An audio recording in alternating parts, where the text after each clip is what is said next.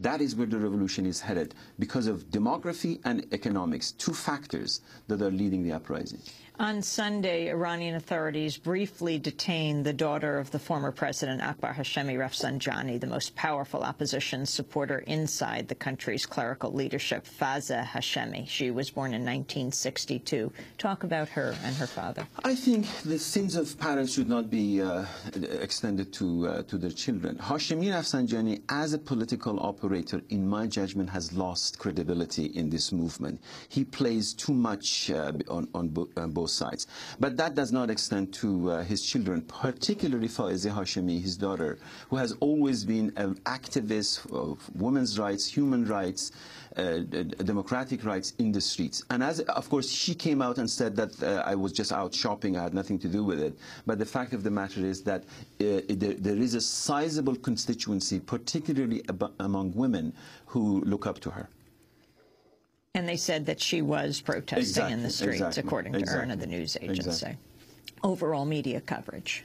Media coverage, nowhere near what Al Jazeera did for Egypt, or in fact doing for North Africa. And, well, partially because there is no presence of global media, CNN and so forth. So Reza Sayyaf, for example, is covering it from Pakistan. But I also believe this is the age of new media and smaller-scale media, your own work and other similar smaller-scale network that have a global reach because of the internet.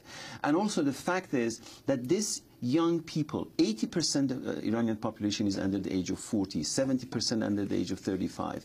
They are in charge of representing themselves by virtue of this, mobile phone that they carry. They feed the YouTube. They are on Facebook. They generate the sustained pressure not only in cyberspace but in physical space. And as a result, they are the one that they inform the global media. That's where they get their ideas. The combination of new media and globalized media is the best thing that can happen. But as I said, they have had to change their strategy, how to mobilize in the streets in the absence of globalized media. Professor Dabashi, WikiLeaks, the trove of U.S. government cables that have come out, what had they revealed about the U.S. relationship with Iran? I mean, this is generated through about most of the WikiLeaks. Not much that we did not know. The fact that United States and Iran have common strategic interest in the region, in the Persian Gulf area, in Afghanistan, in Iraq, is something that we have known forever. The fact that some of the Persian Gulf area potentates, they don't like the rising power, military and diplomatic power of Islamic Republic, is also something that we have known.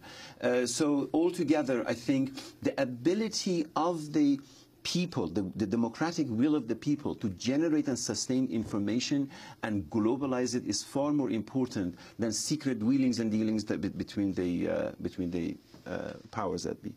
How long is Ahmadinejad's term? 4 years. He's now 2 years into his second term.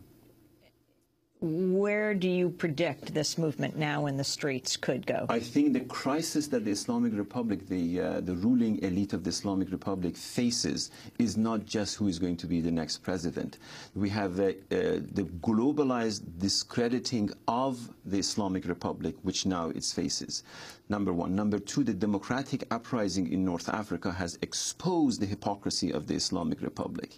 So, of course, the Islamic Republic for 32 years has managed to stay in power precisely by using and abusing the crisis that comes its way.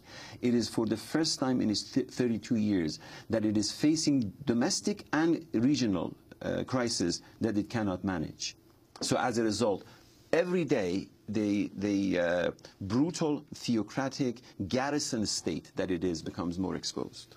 Well, I want to thank you very much for being with us. Professor Hamid Dabashi is the Hagop Kevorkian Professor of Iranian Studies and Comparative Literature at Columbia University. Among his books, Iran, the Green Revolution and the USA, and his latest is called Shiism. This is Democracy Now!, democracynow.org, The War and Peace Report.